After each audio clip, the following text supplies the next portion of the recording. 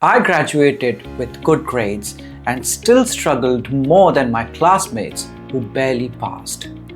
And nobody warned me why. I did everything right, studied hard, got the marks, followed the plan. And when I got my first real engineering job, I expected to be ahead. But I wasn't. I was behind. You see, the students who spent university building side projects, breaking things, and barely scrapping through their coursework were adapting faster than me. They were comfortable with the mess. I, on the other hand, was paralyzed by it because nobody told me that the skills that earn grades and the skills that build careers are not the same thing. Here's the lie.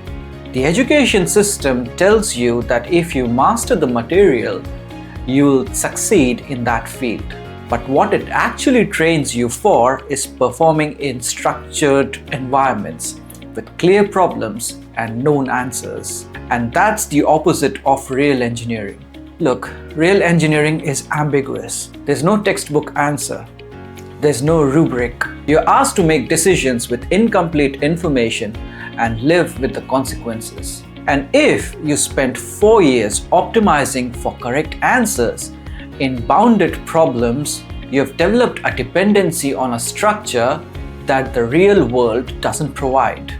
The students who built things failed publicly and iterated without a grade attached were not wasting time.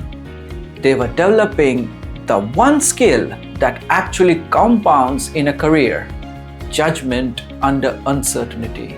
And that's what gets you promoted. That's what earns trust. And no exam ever tests for it. So here's what I'd tell my younger self. Whether you are still in university or just starting out, do these 3 things instead of chasing that perfect score. Number 1, build one real thing every semester that nobody asked you to build. Because the engineers who have a portfolio of self-directed work develop judgment faster than those who only complete assigned problems, and employers can see the difference in the first interview.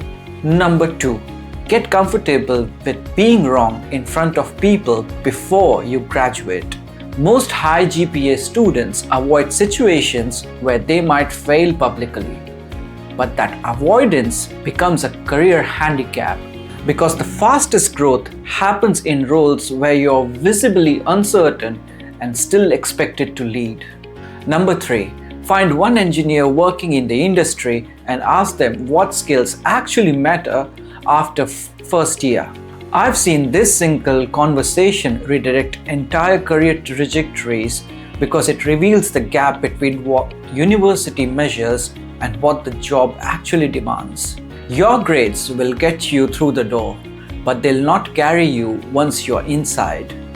What carries you is your judgment, your comfort with ambiguity, and the willingness to be wrong on the way to being useful.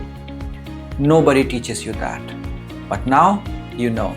If you want me to go deeper on this, drop truth in the comments. Save this before your next semester starts. And follow if you want career advice your professors will never give you. Thank you for watching this video, and I hope to see you in the next one very soon.